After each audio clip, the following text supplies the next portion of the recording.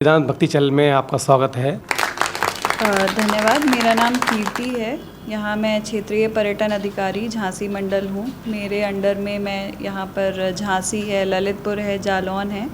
यहाँ पर्यटन विकास के जो कार्यक्रम चल रहे हैं, जो योजनाएं चल रही हैं, उनको क्रियान्वित करने का मेरा कार्य है। और प्रेजेंट में अगर हम देखें तो बहुत सारे धार्मिक स्थल हैं, ऐतिहासिक स्थल हैं और पौराणिक हैं, इको टूरिज़्म से रिलेटेड हैं, जो झांसी को एक अलग ही रूप और रंग देते हैं। तो उन्हीं के विकास के वहाँ पर हम लोग पर्यटक से रिलेटेड क्या क्या योजनाएं हो सकती हैं, उनको सुविधाएं देने के लिए, उनके लिए अंतर्राष्ट्रीय सुविधाएं विकसित करने के लिए हमारे द्वारा कार्य किया जाता है।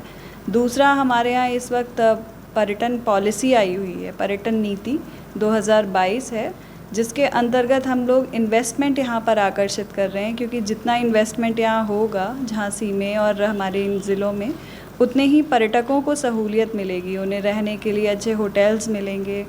जैसे यहाँ किले हैं, किलों को हम लोग माननीय प्रधानमंत्री जी और मुख्यमंत्री जी का विशेष फोकस रहा है कि इन किलों का एक पर्यटन सर्किट बनाया जाए, कि जैसे लोग राजस्थान और दूसरी जगह जाते हैं तो वो यहाँ पर आएँ और इसको एक वेडिंग डेस्टिनेशन के तौर पर ऐतिहासिक, कि वो किले जो आज जर्जर हो रहे हैं उनको एक तरीके से एक उत्थान भी होगा उनका, और हमारी ऐतिहासिक चीज़ों को, ऐतिहासिक स्मारकों को एक संरक्षण प्रदान किया जा सकता है।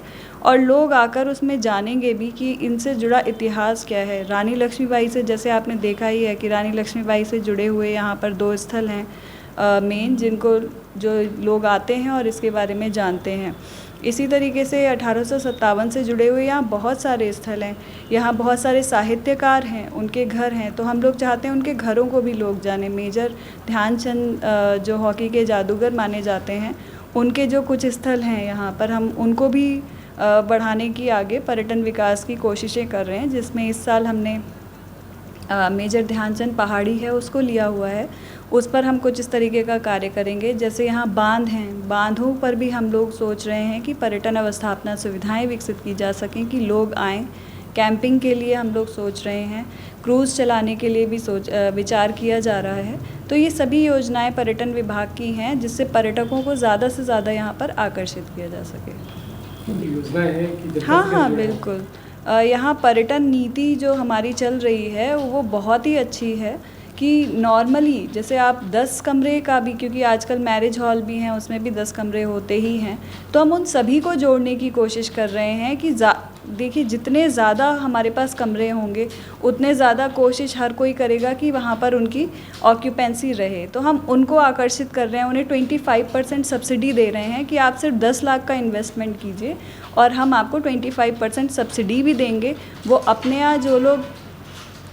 यहाँ जिन लोगों को रखेंगे, उन लोगों के लिए उनको रोज़गार के साधन तो उपलब्ध होंगे ही, साथ में पर्यटन विभाग उन्हें सब्सिडी के तौर पर EPF और इन सारी चीज़ों के लिए भी सब्सिडी देगा।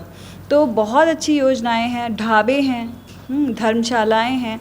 अगर रोड साइड आप देखें, जितने भी ढाबे हैं वो लोग अगर अपग्रेड करते हैं, क्योंकि अच्छी प्रसाधन की सुविधाएं यूजली नहीं मिलती हैं, तो वो छोटा सा इन्वेस्टमेंट करके भी पर्यटन के पार्ट बन सकते हैं एक तरीके से, और वो अपना कंट्रीब्यूशन इसमें कर सकते हैं। तो हम लोगों को बहुत बढ़ावा दे रहे हैं कि वो लोग आएँ, और यहाँ पर 63 के अराउंड लोग आए भी हैं जिन्होंने होटल्स और इन सब में अपनी रुचि दिखाई है।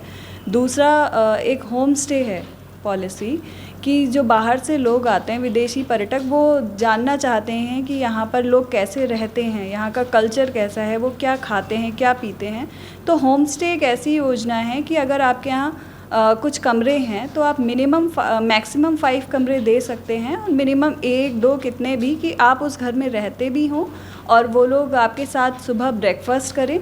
तो ये सारी चीज़ें आपको, और उसमें वो हम लोग कोई होटल वाला चार्ज नहीं लेंगे, वो आप अपने घर में ही चला सकते हैं। आपको डोमेस्टिक इलेक्ट्रिसिटी उपलब्ध होगी, नगर निगम से भी सब कुछ डोमेस्टिक ही रहेगा। तो लेकिन आप साथ में एक तरीके से लोगों को रोक कर अपने घर पे रोज़गार भी उत्पन्न कर सकते हैं और अर्निंग भी कर सकते हैं।